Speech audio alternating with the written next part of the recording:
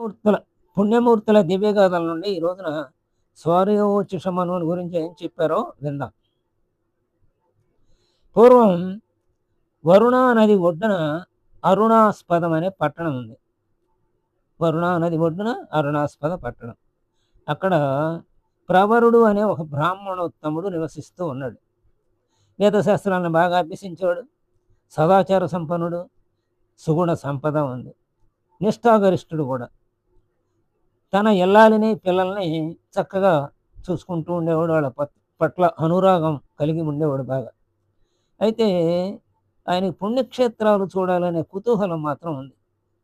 దైవ కృపాభాగ్యం ఎప్పుడు కలుగుతుందా, ఎప్పుడు దైవ కృప వలన చూడగలనా ఈ పుణ్యక్షేత్రాలు అని ఆలోచిస్తూ ఉండేవాడు అనమాట. ఇలా ఉండగా ఒక రోజున ఆయన ఇంటికి ఒక సిద్ధుడు వచ్చాడు. ప్రవరుడేమో ఆ సిద్ధుడికి ఆతిథ్యం ఇచ్చాడు. అలాగే గౌరవాభివందనాలతో మీరు ఎక్కడి నుంచి వచ్చారండి అడిగాడు. ఏముంది, ఎక్కడికి వెళుతున్నారు అన్నాడు. అప్పుడు ఆ సిద్ధుడు, ఏముంది నాయన, నేను భూలోకంలో ఉన్న పుణ్యక్షేత్రాలు, తీర్థాలు అన్నీ సేవించాను, చూశాను. ఇప్పుడు ఇంటికి తిరిగి వెళుతున్నాను అన్నాడు. అరే, ఇంత చిన్న వయసులో ఇన్ని ఎలా చూడగలిగారు అని ఆశ్చర్యపోతూ ప్రవరుడు అడిగాడు అన్నమాట.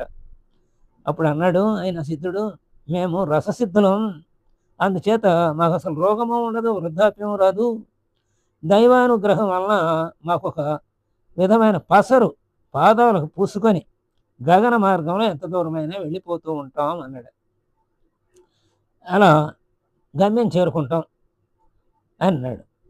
అయితే ప్రవరాఖ్యునికి హిమాలయాల్లో ఉన్న సౌందర్యాన్నంతా చూడాలని అనిపించింది. అక్కడ రమణీయ దృశ్యాలు చాలా ఉంటాయి కదా హిమాలయ ప్రదేశంలో. అందుచేత ఆ సిద్ధునితో అన్నాడు అనమాట, స్వామి, మీరు పూసుకునే ఆ పసరు ఇస్తే మీ వల్లే నేను కూడా వెళ్ళి ఆ పుణ్యక్షేత్రాలన్నీ దర్శించి వస్తాను అని వినయంతో అడిగాడు సిద్ధుడిని. ఆ సిద్ధుడు ప్రవరాఖ్యుని కోరికని కాదనలేకపోయాడు. పసరు అతని పాదాలకు రాశాడు. ఏదైనా కొత్త వస్తువు వస్తే ఆ కొత్త వస్తువు వాడకం, అది ఒకవేళ ఇబ్బంది పెడితే దాని ఇబ్బందిని ఎలా తొలగించి, ఇవన్నీ తెలియకుండా ఒక కొత్త వస్తువుని తీసుకుంటే అది చెప్పేవాడు లేకపోతే ఎన్ని ఇబ్బందులు వస్తాయో ఈ కథ ద్వారా కూడా మనకు తెలుస్తుంది. సరే, ఆ సిద్ధుడు వెళ్ళిపోయాడు. పాదాలకు రాశాడు బాబు, అది ఆ కాళ్ళ నుంచి కరిగిపోకుండా చూసుకో, అది ఎప్పుడట్ట ఉంటేనే ప్రయాణం చేయగలమని చెప్పలేదు. ఈయన అడగలేదు. అంతే. వస్తువు ఆనందంతో ఈయన ఉన్నాడు. ఆయన వెళ్ళిపోయే ధ్యాసలో ఉండి ఆయన వెళ్ళిపోయాడు పసరు రాసేసి. తర్వాత ఏ ప్రవరాకుడు హిమాలయ పర్వతాలకు తీసుకోపో అని చెప్పి మంత్రోచ్చారణ చేశాడు. అంటే మంత్రం మాత్రం చెప్పాడనమాట. పసరు రాసుకుని ఈ మంత్రం చదివితే నువ్వు వెళ్ళిపోతావు అని. క్షణాల్లో హిమాలయ పర్వతానికి చేరుకున్నాడు. అక్కడ హిమాలయ పర్వతంలో సుందరమైన దృశ్యాలన్నిటినీ తిలకిస్తూ అటు ఇటు తిరిగాడు. మరి అలసిపోయాడు. మిట్ట మధ్యాహ్నం అయింది. పలు ప్రదేశాలు, పవిత్ర నదులను సందర్శించుకుంటూ అటు ఇటు తిరగటం వలన ఈ పాదాలకు రాయబడిన పసరు కరిగిపోయింది. మరి అది గమనించలే పాపం ప్రవరాక్షుడు. అలసిపోయాడు కదా, ఇంటికి వెళదామని అనుకున్నాడు. మంత్రోచ్చారణ చేశాడు. లాభం లేకపోయింది. అనేక సార్లు చేశాడు మంత్రోచ్చారణ, లాభం లేకపోయింది. ఎలాగబ్బా ఈ పర్వతాల నుంచి బయటపడే మార్గము అని ఆలోచిస్తున్నాడు. అప్పుడు అనుకున్నాడు అనమాట, దురాశ దుఃఖం చేటు అని. అట్లా అర్హత లేని కోరిక కోరుకొని ఇలా ప్రవరాకుడు కష్టాలను కొని తెచ్చుకున్నాడు అనమాట. దారి తప్పి హిమాలయ పర్వత శ్రేణుల్లో అటు ఇటు తిరుగుతూ ఉన్నాడు. మరి ఏం చేస్తాడు, ఇక ఏమీ తోచనవాడి పాపం, ఎలాగో తెలియలేక ఇంతలో మిక్కిలి అలా తిరుగుతూ ఉండగా ఆ హిమాలయాల్లోనే ఒక అందమైన యువతి, గంధర్వ స్త్రీ వీణ వాయించుకుంటూ కనపడింది. ఆ తర్వాత ఆమె, మరి ప్రవరాకుడు వేద పండితుడే కాకుండా అందచందాల్లో కూడా మన్మధునికి తీసిపోనటువంటి అందం ఈ ప్రవాక్రుడు. అందుకని అయితే మరి సద్గుణ సంపన్నుడని ముందే చెప్పుకున్నాం కాబట్టి తన భార్యని తప్ప ఇంకెవరిని ప్రేమించడం తెలియదు కూడా ఆయనకి. అలాంటి వాడు ధర్మసూత్రాలకి కట్టుబడి ఉన్నవాడు. అంటే ఆ మనస్సు పూర్తిగా ధర్మసూత్రాలతో నిండిపోయిందనమాట. అందుకని ఈ అందమైన ఆ గంధర్వ యువతిని చూచినా చెక్కు చెదరలేని మనసు. కానీ ఆ గంధర్వ యువతి ఇంతవరకు మానవుడిని ఎవరిని చూడల. వరూధిని ఆ అమ్మాయి పేరు. ఈ ప్రవరాక్కుడి అందచందాలను చూసి ఇందాక చెప్పుకున్నాం కదా! మన్మధుని పోటీ పడే అందమని, మన్మధునితో పోటీ పడే అందమని. అందుకని ఆమె చాలా ముగ్ధురాలైంది. కామోద్రేకంతో ఉంది. నన్ను వరించమని అడిగింది. అయితే ఈమె ఈయనకి ఎప్పుడు ఇంటికెళదామా, భార్య పిల్లల్ని చూద్దామా అనే భావన తప్పితే రంభ వరసులు ఎవరు వచ్చినా సరే మనస్సు చలించని స్వభావం కలవాడు గదా! అందుకని అతని మనస్సు చలించల. ఆమెతో అన్నాడనమాట. నేను దారి తప్పి ఇక్కడ తిరుగుతున్నాను. నా కొరకు భార్య పిల్లలు ఇంటి దగ్గర ఎదురు చూస్తూ ఉంటారు. నాకు దారి చూపి పుణ్యం కట్టుకో అమ్మా అన్నాడు. చాలా రకాలుగా వేడుకున్నాడనమాట ఆ వరూధిని.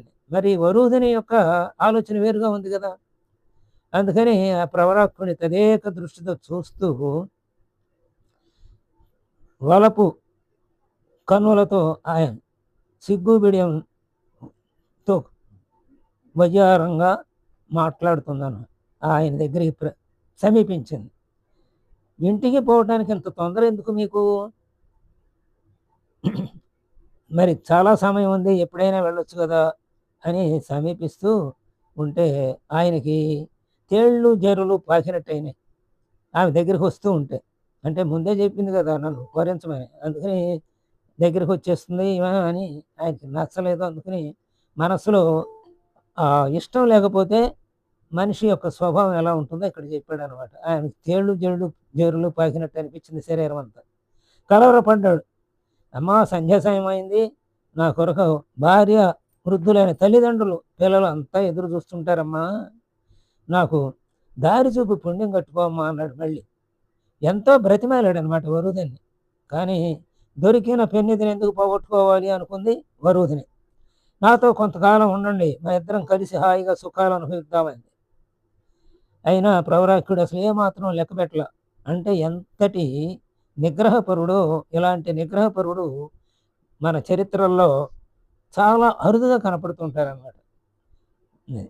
పెద్ద పెద్ద తపస్సు చేసేవాళ్ళే రంభావరసులను పంపిస్తే వెంటనే ఆ తపస్సు అనేసి వాళ్ళ మొహంలో పడిపోయే మునులనే ఎక్కువ మందిని చూసాం. కానీ ఇలాంటి సామాన్య మానవుడైనటువంటి ప్రవరాక్కుడిని ఇంత నిష్టగా, ఇంత ధర్మసూత్రాలను పాటించేవాడు మనకు కనపడడు. పురాణాల్లో అతి తక్కువగా కనపడతారనమాట. అయితే ఆమె లెక్క పెట్టలే ఈయన మాటల్ని. దూరంగా ఉండటానికి ప్రయత్నించాడు కానీ ఆమె వచ్చి హఠాత్తుగా కౌగిలించుకుంటే పక్కకి తిప్పేసి మొహం శ్రీహరి శ్రీహరి అంటూ దూరంగా నిలబడటానికి ప్రయత్నించాడు. నిలబడ్డాడు కూడా అట్లాగే తప్పించుకొని. వరూధిని సిగ్గు బిడియం విడిచింది. ఎంత ప్రయత్నించినా ప్రవరాక్కుడిని లొంగ తీసుకోలేకపోయింది. చివరకు ఆమె ప్రవరాక్కుడి అందచందాలని మనస్సులో ఉంచుకొని పరితపిస్తూ ఉందనమాట. మరి దూరంగా ఉండిపోయాడు కదా! క్రేగంటి చూపుతో విరహ వేదన అనుభవిస్తూ ఉంది. అప్పుడు ప్రవరాక్కుడు ఇక అటు నుండి తప్పించుకునే గత్యంతరం లేని పరిస్థితిలో ఏం చేశాడంటే అగ్నిహోత్రుడిని ప్రార్థించాడు. ఆ అగ్నిహోత్రుడు కరుణించాడు. ఆ అగ్నిహోత్రుని కరుణ కటాక్షాల వల్ల స్వగ్రామానికి రహస్యంగా చేరుకున్నాడు. ఆమె ఆ విరహవేదంతో గమనించలే ఇదంతా. ఆయన రహస్యంగా చేరుకున్నాడు ఇక. కానీ ఈ విషయం ఆమెకి తెలియలా. తన ప్రియుడు తప్పించుకుని ఎక్కడో ఇక్కడే తిరుగుతూ ఉన్నాడు అనుకుంది. అందుకని శోకతప్త హృదయంతోటి, మనోవేదంతోటి ప్రవరాక్కుని గురించి దుఃఖిస్తూ చుట్టుపక్కలంతా అన్వేషిస్తోంది. ఎక్కడ ఉండుంటాడు అని. ఇంతకుముందే ఈ వరూధిని ఒక గంధర్వ రాజకుమారుడు ప్రేమించాడు. కానీ అతని ప్రేమని ఈమె తిరస్కరించింది. ఆమె ఫలించలేదన్నమాట. ఆ గంధర్వ రాజకుమారుడికి ఆమె వరూధినికి ఇష్టం లేదు కాబట్టి తిరస్కరించింది.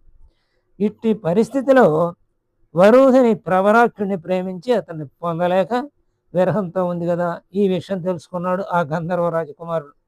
వెంటనే మరి వాళ్ళు కామరూపులు కదా! ప్రవరాక్కుని రూపాన్ని ధరించేశాడు.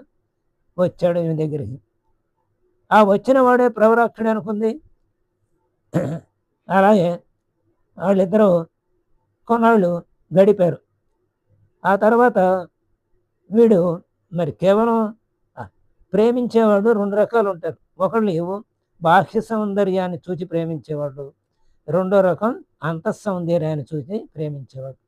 అంతఃసౌందర్యాన్ని చూసి ప్రేమించేవాళ్ళు అలా కలకాలం కలిసి జీవిస్తారు.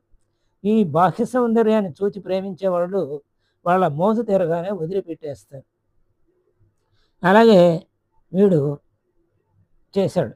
ఈ గంధర్వ రాజకుమారుడు. ఆమె మోసపోయిందనమాట. అయితే ఆమె గర్భవతి అయింది అప్పటికే వరుదిని. ఆ తర్వాత బాలుని కన్నది. అతనికి స్వరోచి అని పెట్టారు పేరు. ఆమె ఈ వరుదిని ఆ కుమారుడు చక్కగా వేదశాస్త్రాలన్నీ నేర్పించింది.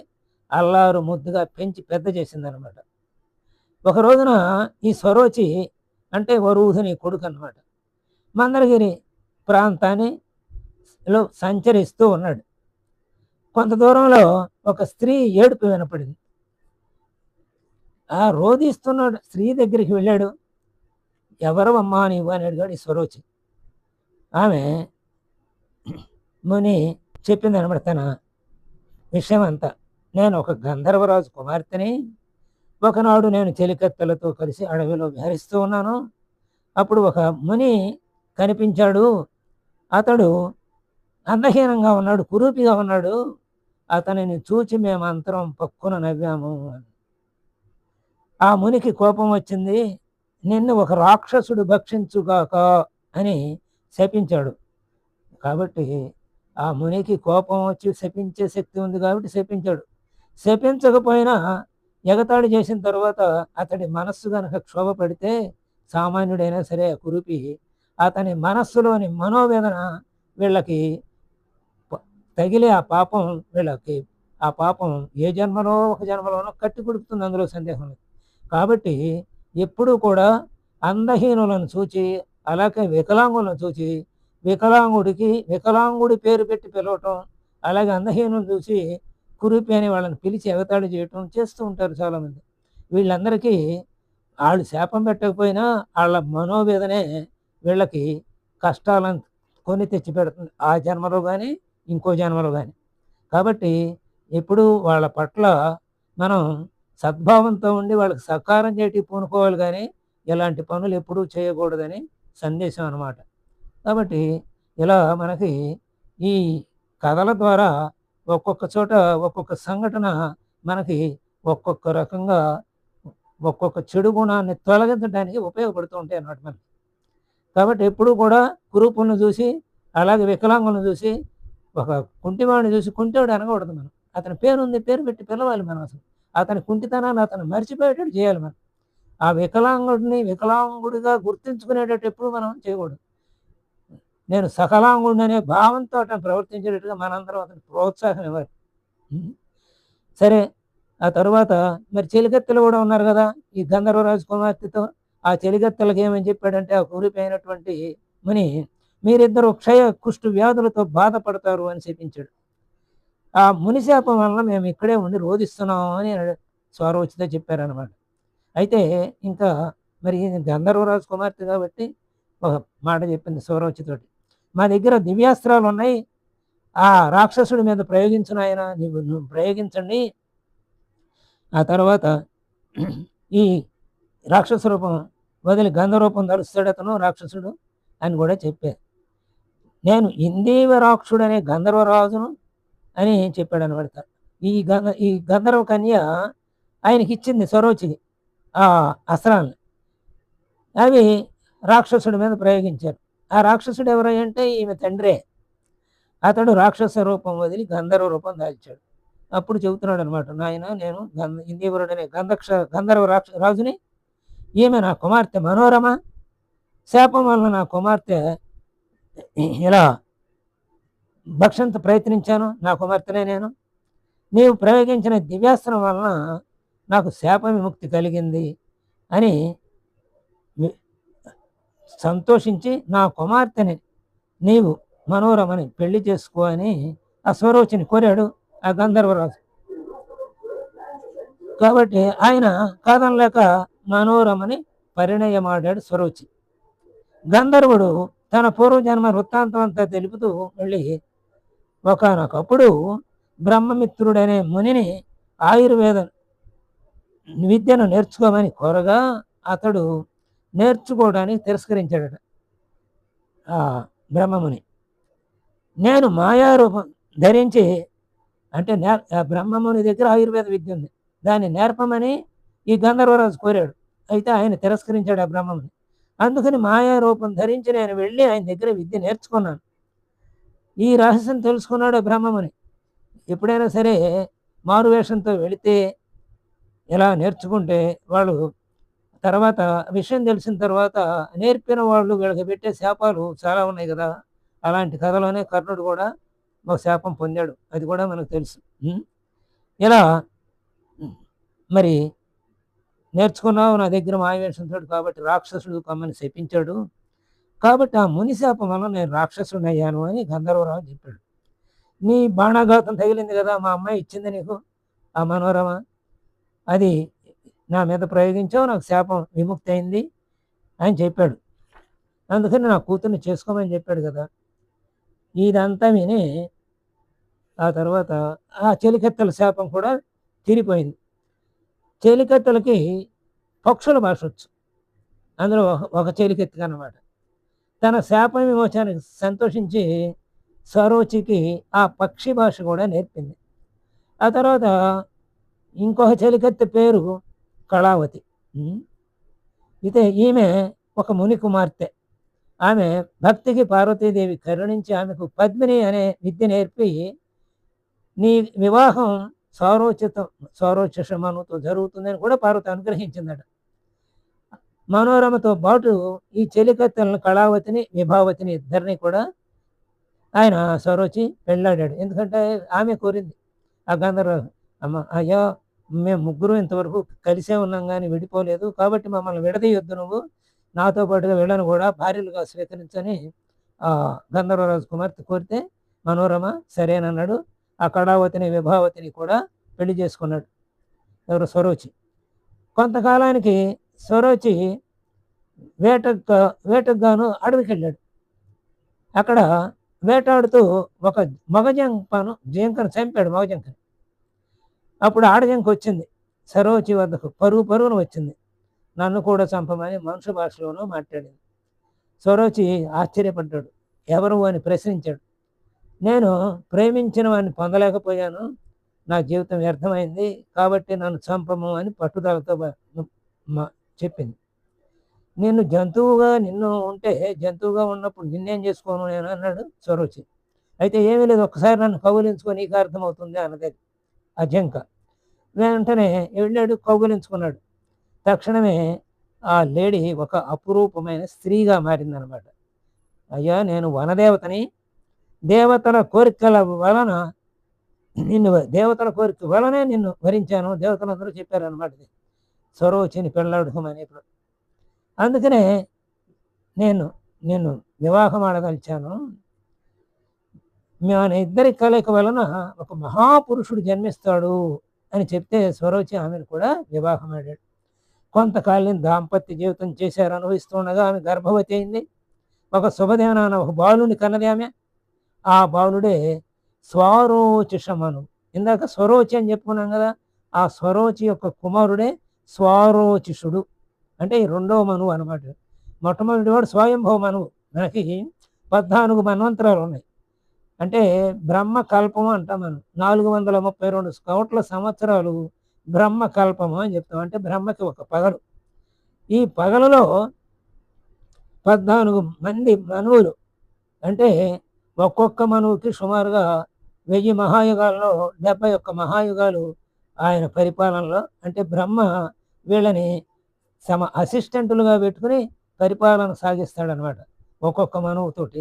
ఇలా ఈ 14 మనువులు అయిన తర్వాత ఆయన పగలు ములుస్తుంది, రాత్రిపూట వస్తుంది. మళ్ళీ 432 కోట్ల సంవత్సరాలు ఆయన రాత్రిపూట హాయిగా నిద్రించి మనం రాత్రిపూట విశ్రాంతి తీసుకుని మళ్ళీ లేచి తెల్లారి పనులను ప్రారంభించుకున్నట్టుగా ఆయన మళ్ళీ ఆ 432 కోట్ల సంవత్సరాలు అయిన తర్వాత మళ్ళీ సృష్టి ప్రారంభిస్తాడనమాట.